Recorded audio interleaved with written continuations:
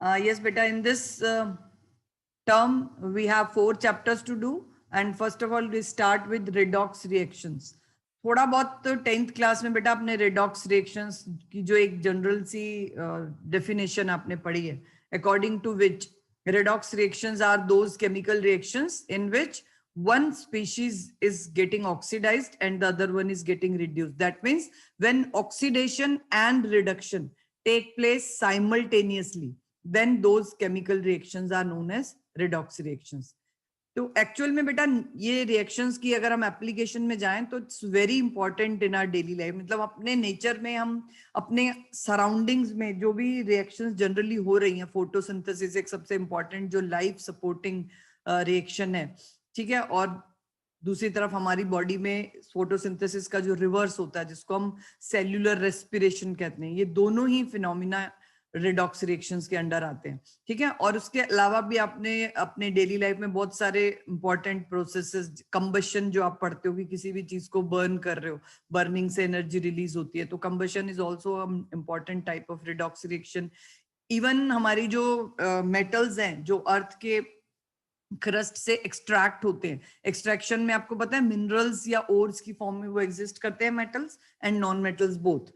तो they are separated from these ores by the help of few redox reactions only. वो भी आपने 10th में थोड़ा बहुत मेटलर्जी में पढ़ा है कि when metals are extracted from their ores by the help of reduction process. तो obviously अगर metals को हम reduce करके निकाल रहे हैं तो non metals जो है वहां पर वो oxidize होके extract होते हैं. तो whenever reduction or oxidation is taking place, you know that एक अकेला प्रोसेस नहीं हो सकता. That is considered to be a half process, क्योंकि अगर किसी स्पीशीज का ऑक्सीडेशन हो रहा है तो वो तभी पॉसिबल है जब कोई उसको ऑक्सीडाइज कर रहा है. दैट मीन्स ऑक्सीडेशन और रिडक्शन हमेशा साथ साथ चलते रहते हैं. ये एक दूसरे की सपोर्टिंग रिएक्शंस है. मींस आप सोचो कि लाइफ में अकेला हम लोग पढ़ते तो कई बार है कि टर्म की ऑक्सीडेशन हो रहा है, बट अगर हम उस ऑक्सीडेशन को कहीं पे भी देख रहे हैं तो उसके साइमल्टेनियसली एक रिडक्शन रिएक्शन ऑलवेज चलती रहती है. बिकॉज कोई स्पीशीज ऑक्सीडाइज तभी होगी जब कोई उसको ऑक्सीडाइज करवाएगा. मींस आपने थोड़ा बहुत 10th में देखा ना कि ऑक्सीडेशन का मतलब सिर्फ ऑक्सीजन का एडिशन ही नहीं है, हाइड्रोजन के रिमूवल को भी हम ऑक्सीडेशन कहते हैं. और अगर हम इलेक्ट्रॉनिक कंसेप्ट में जाएं तो हाइड्रोजन ऑक्सीजन को देखने की जरूरत ही नहीं है हमें. हम सिर्फ इतना ही देख लें कि अगर कोई स्पीशीज इलेक्ट्रॉन्स लूज कर रही है, means any species when it is losing electron will said to be getting oxidised. और अगर वो इलेक्ट्रॉन कहीं लूज हो रहे हैं रिएक्शन में तो वो ऐसे ही तो पड़े नहीं रहेंगे ना, तो they will be gained by some other species always.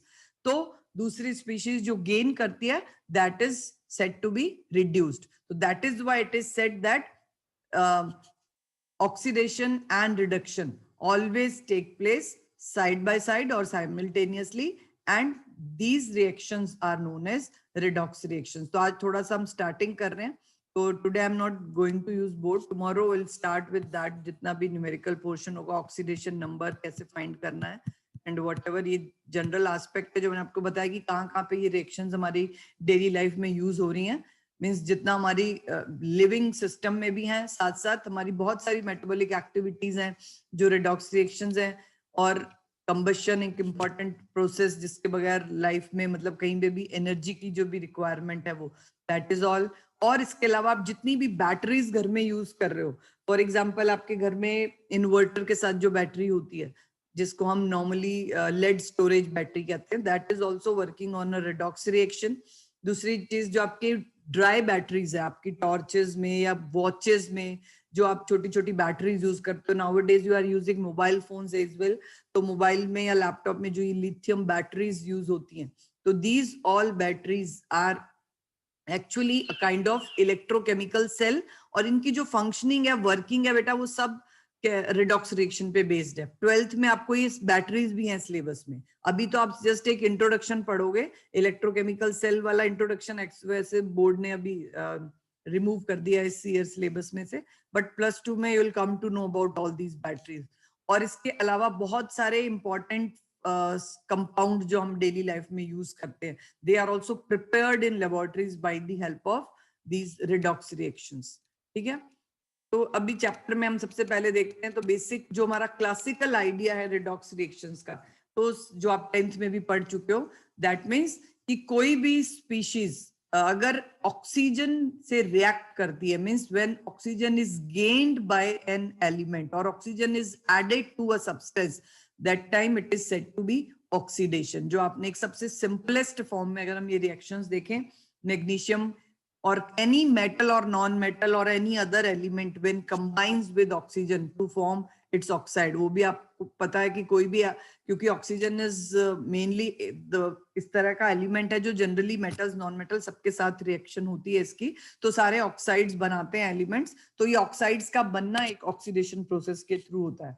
But आपने कभी नोटिस किया होगा कि ये जब मैग्नीशियम का यहाँ पे ऑक्सीडेशन हो रहा है, क्योंकि magnesium is forming magnesium oxide, तो ये अकेला ऑक्सीडेशन तो नहीं है। अब यहाँ पे oxygen is actually gaining that electrons which are lost by magnesium in this reaction. If you see, just wait.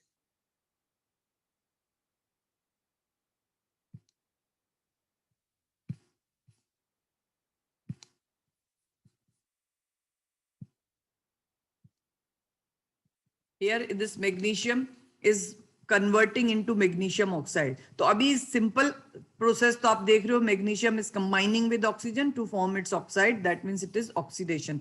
But अगर हम electronic concept देखें तो magnesium here it is a neutral atom, and here in magnesium oxide magnesium carries a positive charge, Mg2 positive ion में वो convert हो चुका है।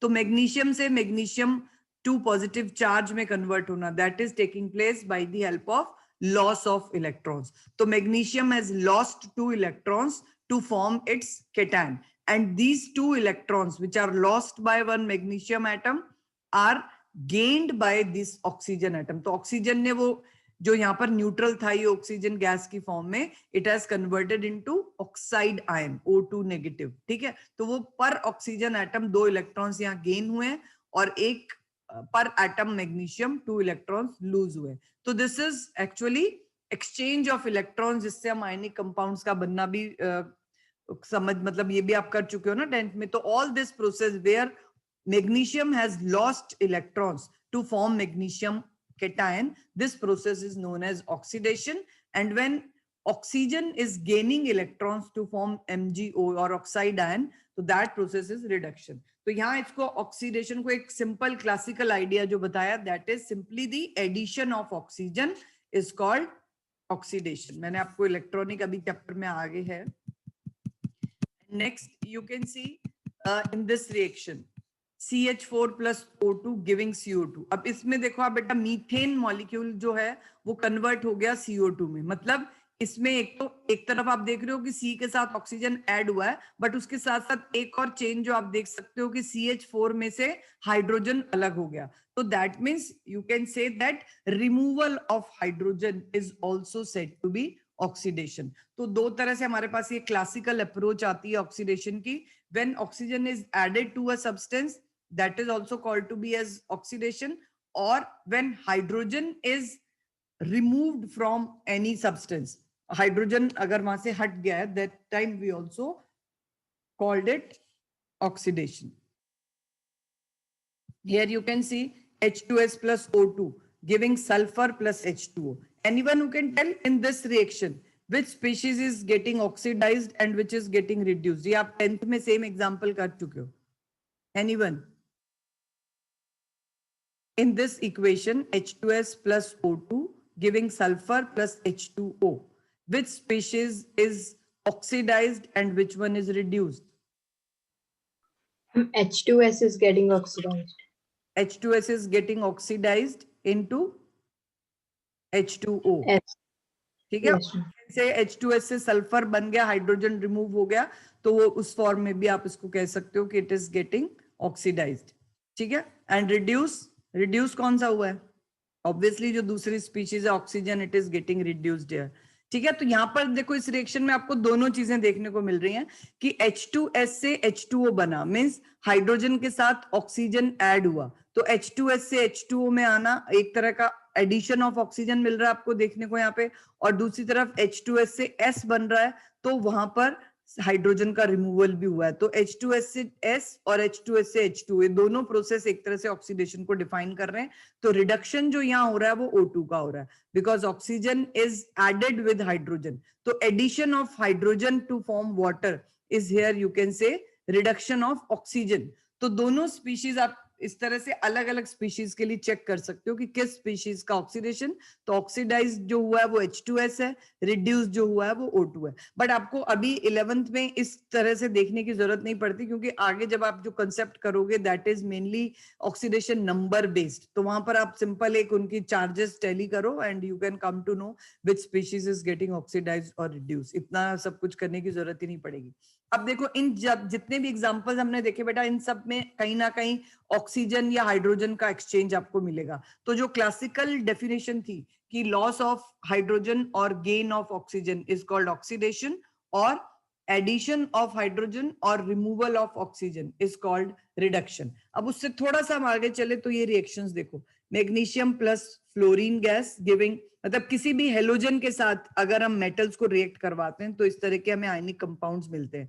तो इस रिएक्शन में भी हम ऑक्सीजन हाइड्रोजन को देखे बगैर अगर हमने बताना है कि ऑक्सीजन ऑक्सीडेशन हो रहा है कि नहीं, तो हम यहाँ पर इलेक्ट्रॉनिक कंसेप्ट या फिर दूसरा कंसेप्ट ला सकते हैं। हम एक एलिमेंट देखो कौन सा है, अगर इलेक्ट्रोनेगेटिव एलिमेंट का एडिशन हो रहा है तो उसको हम कहते हैं ऑक्सीडेशन, और अगर इलेक्ट्रो पॉजिटिव एलिमेंट का एडिशन हुआ है तो हम कहेंगे रिडक्शन। तो ये एक और अप्रोच है सिंप्लीफाइड फॉर्म में, अगर आपको आइडेंटिफाई करना है वेदर इट इज ऑक्सीडेशन और रिडक्शन। तो हम एक जनरल एस्पेक्ट जो डेफिनेशन है हमारी ऑक्सीडेशन की, एडिशन ऑफ ऑक्सीजन और any other electronegative atom. Electronegative atoms क्या हैं? जनरली नॉन मेटल्स होते हैं। तो अगर मेटल्स की रिएक्शन कभी किसी भी इलेक्ट्रोनेगेटिव एलिमेंट के साथ होती है, then that at that time metals are getting oxidise, मतलब ये ऑक्सीडेशन मेटल्स का हुआ है अगर वो ऑक्सीजन या किसी भी और इलेक्ट्रोनेगेटिव एटम के साथ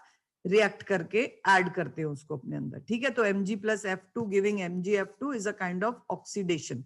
बट इसी का ऑपोजिट देख लो, फ्लोरीन यहाँ रिएक्ट कर रहा है इलेक्ट्रोपॉजिटिव एलिमेंट्स के साथ। ठीक है, तो मेटल्स होते हैं इलेक्ट्रोपॉजिटिव, तो fluorine is when added to some electropositive element then fluorine is getting reduced. तो रिडक्शन हो गया कि एडिशन ऑफ हाइड्रोजन और एनी अदर इलेक्ट्रोपॉजिटिव एलिमेंट। तो ये सिंपल डेफिनेशन, इसको वैसे नोट करने की जरूरत नहीं है, कहीं नहीं हम पूछेंगे आपसे, बट आप अपने माइंड में रख सकते हो। ऑक्सीडेशन को अगर डिफाइन करना है तो oxidation is addition of oxygen और any other electronegative element, and reduction क्या है? एडिशन ऑफ हाइड्रोजन और एनी अदर इलेक्ट्रोपॉजिटिव एलिमेंट। ठीक है, तो ये सिंपल एस्पेक्ट है ऑक्सीडेशन के। उसके बाद में जब हम चलते हैं आगे बेटा, तो यहाँ पर ये एक रिएक्शन दिया हुआ है, removal of electropositive elements as oxidation. अब एडिशन के अलावा अगर हम देखें कि किसी स्पीशीज में से अगर एक इलेक्ट्रोपॉजिटिव एलिमेंट रिमूव हुआ, जैसे हमने अभी ऑक्सीडेशन को देखा कि इलेक्ट्रोनेगेटिव के साथ तो वो ऐड हो रहा है, ठीक है, लेकिन अगर उसमें से एडिशन आपको वहां नहीं दिख रहा, लेकिन उसमें से कोई इलेक्ट्रो पॉजिटिव एटम एलिमिनेट हो जाए, रिमूव हो जाए, तो in that case also we can tell as oxidation. तो ऑक्सीडेशन में से एडिशन हम कहेंगे इलेक्ट्रो नेगेटिव एलिमेंट का या ऑक्सीजन का, और रिमूवल हम कहेंगे हाइड्रोजन या फिर किसी और इलेक्ट्रो पॉजिटिव एलिमेंट का। कि अगर इलेक्ट्रो पॉजिटिव एलिमेंट एलिमिनेट हुआ, जैसे यहाँ देखो K4FeCN6, ये कोऑर्डिनेशन कंपाउंड है, इसने इस स्पीशीज में आके K3 आ गया यहाँ पे, मतलब एक पोटेशियम आयन इसने रिड्यूस कर दिया, मतलब रिलीज कर दिया। ठीक है, तो एक पोटेशियम आयन कम हुआ, मतलब यहाँ पर इसका ऑक्सीडेशन हुआ कि जो इलेक्ट्रोपॉजिटिव एलिमेंट है वो कम हो गया। तो इलेक्ट्रोपॉजिटिव एलिमेंट का रिमूवल भी एक तरह का ऑक्सीडेशन है। तो यहाँ ये स्पीशीज ऑक्सीडाइज हुई है, K4FeCN6 से K3FeCN6 में ऑक्सीडेशन हुआ है। ऑक्सीडेशन एक्चुअल में यहाँ पर आयरन का हुआ है। Fe जो यहाँ पे +2 फॉर्म में था, यहाँ अपने फेरिक फॉर्म में आया। तो ये चीजें अभी चैप्टर में आपको आगे और क्लियर हो जाएंगी। आपको कभी भी इस तरह की अप्रोच नहीं पूछी जाती है, क्योंकि जो डीप में हम जाते हैं वो हम इलेक्ट्रॉनिक कंसेप्ट पे जाते हैं। बस ये बुक में जनरल इंट्रोडक्शन है, that is why I am just discussing it out here. ठीक है, तो यहाँ पर एक अंडरलाइन कर लेना the term oxidation is defined as addition of oxygen or any electronegative element to a substance or removal of hydrogen or any other electropositive element from a substance. ठीक है, अब इसी रिएक्शन इसी डेफिनेशन को अगर आप रिवर्स कर दो तो वो डेफिनेशन आपको रिडक्शन की मिल जाएगी. तो reduction is removal of oxygen from a compound और removal of any electronegative element. Just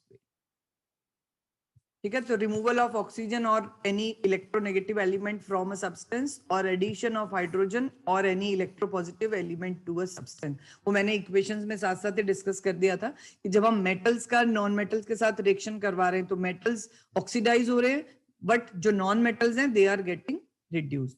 तो अकॉर्डिंग टू दिस डेफिनेशन ये कुछ एग्जांपल्स यहाँ पर दिए हुए हैं. HgO when it gets dissociate to form Hg+O2. तो यहाँ मर्करी ऑक्साइड से मर्करी वापस जो बन रहा है दैट मीन्स कि Hg से Hg की तरफ आना. तो यहाँ पर रिमूवल ऑफ ऑक्सीजन देख रहे हो आप इजीली, तो दैट मीन्स यू कैन से दिस इज गेटिंग रिड्यूस्ड. तो ये वही सिंपल कंसेप्ट है. FeCl3 की रिएक्शन हाइड्रोजन के साथ, तो FeCl3 से FeCl2 का बनना, यहाँ पर ये इसका रिडक्शन है बिकॉज इसमें से एक इलेक्ट्रोनेगेटिव एलिमेंट रिमूव हो गया. तो यहाँ रिमूवल ऑफ ऑक्सीजन था, यहाँ रिमूवल ऑफ इलेक्ट्रोनेगेटिव एटम है. तो इन रिएक्शन में अगर आपको इलेक्ट्रॉनिक कंसेप्ट का आइडिया ना हो तब भी आप इस तरह से देख के भी बता सकते हो कि किसका ऑक्सीडेशन हुआ है किसका रिडक्शन. ये रिड्यूस हुआ because it has lost oxygen, ये भी रिड्यूस हुआ इट हैज लॉस्ट Cl. एक क्लोरीन कम हुआ यहाँ पे और इस क्लोरीन ने जाके हाइड्रोजन के साथ रिएक्ट किया, तो ये हाइड्रोजन के साथ एडिशन ऑफ क्लोरीन हुआ तो इसका हो गया ऑक्सीडेशन. ठीक है, H2 से HCl बनना, ऑक्सीडेशन ऑफ हाइड्रोजन. तो दोनों कंसेप्ट बेटा साथ साथ चल रहे हैं. अभी इससे ज्यादा आई थिंक जरूरत नहीं है सिंपल कंसेप्ट में जाने की. तो एक जस्ट रिडॉक्स रिएक्शन का जो डेफिनेशन तो वही है कि when oxidation and reduction occur simultaneously. यहाँ आप थोड़ा सा ये कंसिडर कर लेते हैं जो NCERT प्रॉब्लम है. In the reactions given below, identify the species undergoing oxidation and reduction. ये तो अभी हमने कर ही लिया. Next example Fe3O4 plus Al giving iron plus Al2O3. Which species is getting oxidized here? Hurry up. Quite simple. Aluminium. Aluminium is getting oxidized because it is oxygen is added here and ferric iron oxide जो है magnetic oxide of iron है ये Fe3O4 it is getting reduced here because it has lost all of the oxygen. ये तो quite simple है oxygen की terms में. Second third जो है sodium is treated with hydrogen to form sodium hydride. हाँ जी, which species is getting oxidized or reduced? Sodium is oxidized. Sodium is oxidized because यहाँ पर बेटा आप देखो हाइड्रोजन का एडिशन हुआ है. तो आप थोड़ा सा मुझे बताओगे किस केस में? आपने बताया ठीक है sodium is getting oxidise, but इसमें आप क्या चीज कंसीडर करोगे? क्योंकि हाइड्रोजन को अदरवाइज हम अगर डेफिनेशन देखें तो हम हाइड्रोजन का एडिशन एक तरह से रिडक्शन मानते हैं, बट यहाँ हाइड्रोजन जब ऐड हुआ है तो हाइड्रोजन पॉजिटिवली चार्ज नहीं है because hydrogen is such kind of element which can carry both or which can form both type of ions. यहाँ हाइड्रोजन हाइड्राइड आयन में कन्वर्ट हुआ है, तो यहाँ ये जो प्रोडक्ट बना दिस इज सोडियम हाइड्राइड. तो इसलिए इसको हम रिडक्शन कह रहे हैं क्योंकि इलेक्ट्रॉनिक कंसेप्ट के अगर अंदर हम जाते हैं तो sodium has lost electron and hydrogen has gained that electron. Otherwise addition of hydrogen नहीं लिखोगे इसको यहाँ पे. ठीक है, यहाँ आप कहोगे addition of certain electronegative element. Hydrogen यहाँ इलेक्ट्रोनेगेटिव है एज कंपेयर टू सोडियम. ठीक है मैम. यस मैम जो सेकंड एग्जांपल है उसमें मैम ऑक्सीडाइजिंग एजेंट और रिड्यूसिंग एजेंट कौन कौन से हैं? एजेंट बेटा जब भी निकालने होते हैं ना तो उसमें आपको जिसका ऑक्सीडेशन हुआ वो रिड्यूसिंग एजेंट होता है. जैसे अब ये है Fe3O4 और एल्यूमिनियम. एल्यूमिनियम ने इसकी सारी ऑक्सीजन रिमूव कर दी और खुद अपने साथ उसने ऐड कर लिया, मतलब एल्यूमिनियम यहाँ पर इसको रिड्यूस करने में हेल्प कर रहा है. तो aluminium is acting as a reducing agent here क्योंकि उसका अपना ऑक्सीडेशन हुआ है. और ये जो फेरोफेरी ऑक्साइड जो है जिसको हम मैग्नेटिक ऑक्साइड ऑफ आयरन कहते हैं ये यहाँ पर हो गया एक तरह का ऑक्सीडाइजिंग एजेंट क्योंकि इसने अपनी सारी ऑक्सीजन प्रोवाइड कर दी एल्यूमिनियम को.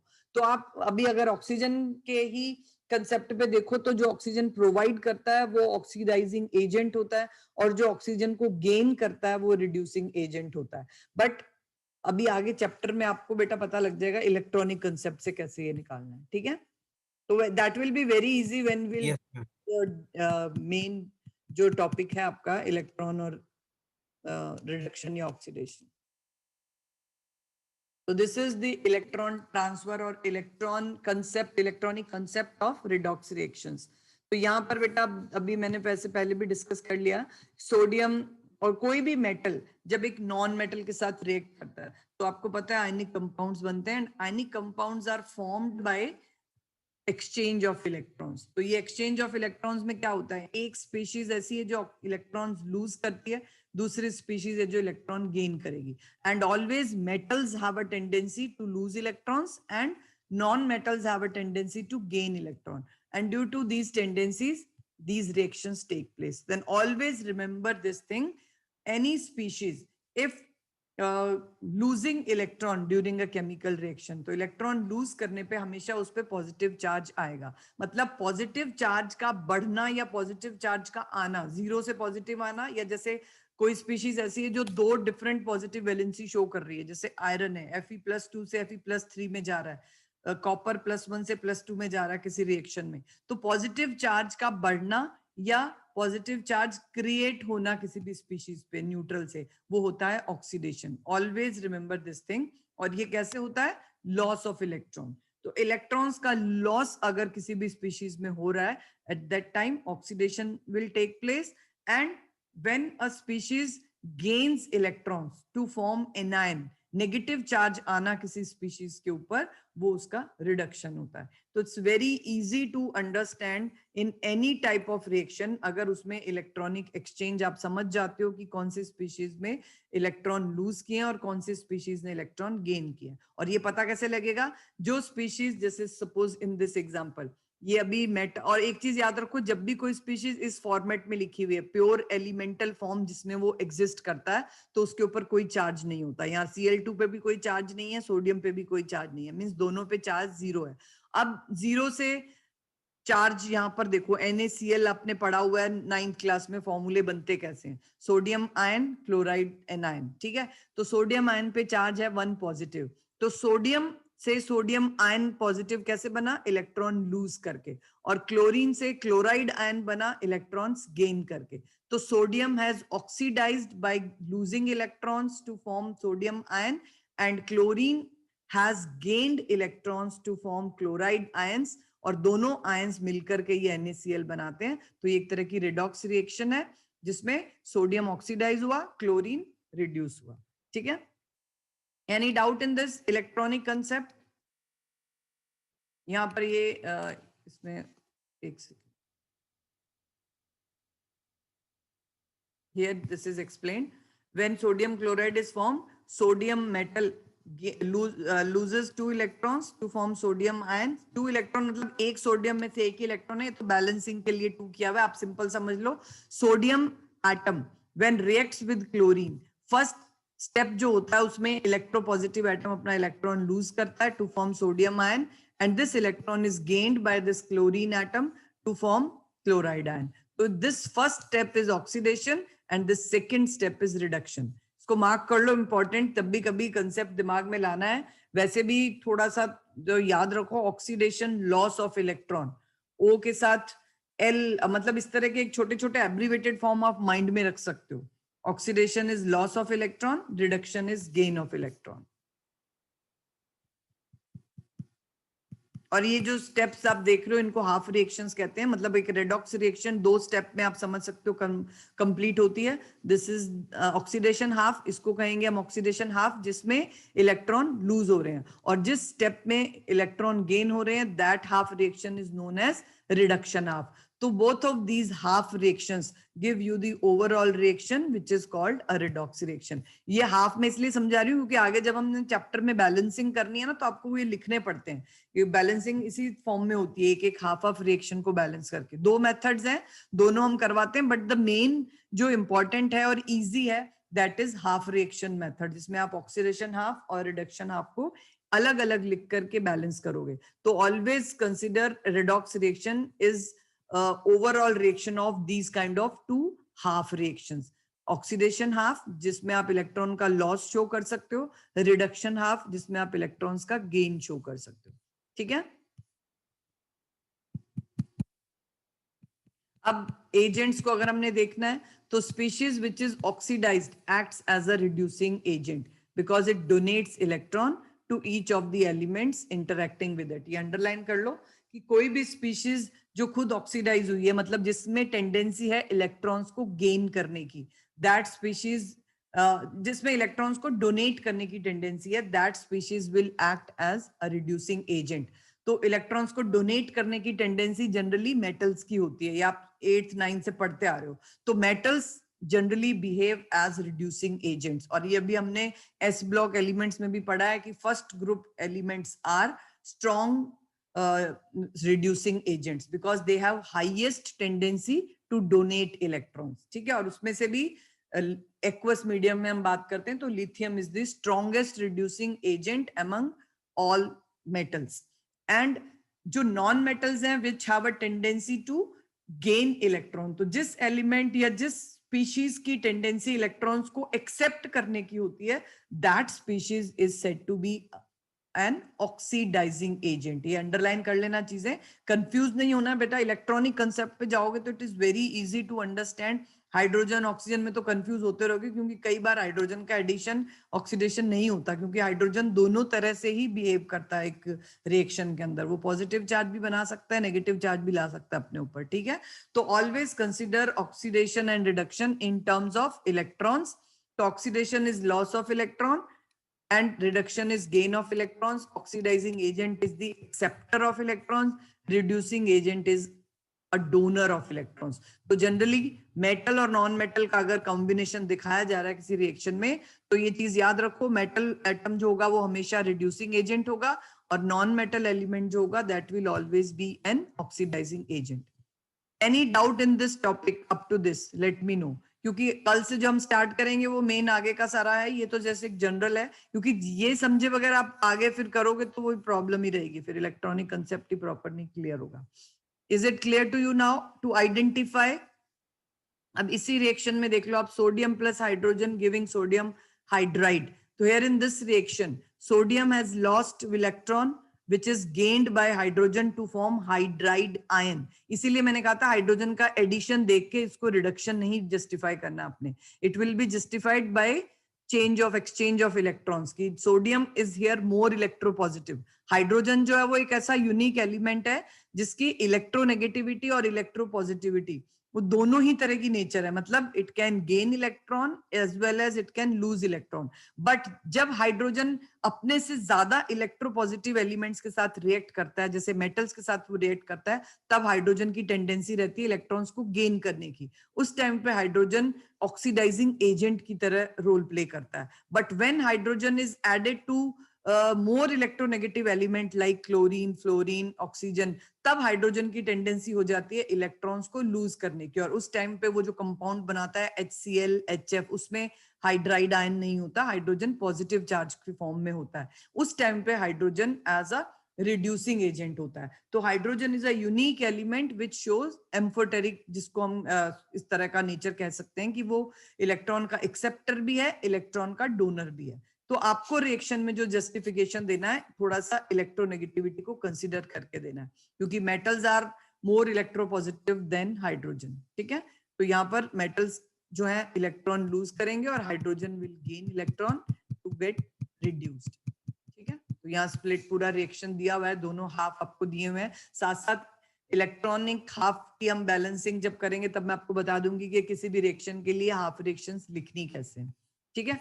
उसके बाद अब ये थोड़ा सा है कॉम्पिटिटिव इलेक्ट्रॉन ट्रांसफर रिएक्शन. इसमें एक्चुअली ये कि कौन सी स्पीशीज, मतलब जैसे आपने कंपेयर करना है कि कौन सी स्पीशीज पहले इलेक्ट्रॉन लूज करेगी और कौन सी इलेक्ट्रॉन गेन करेगी. किस केस में? जब आपके पास रिएक्शन में मेटालिक एलिमेंट्स हैं. जैसे आपने एक डिस्प्लेसमेंट रिएक्शन किया हुआ है 10th क्लास में।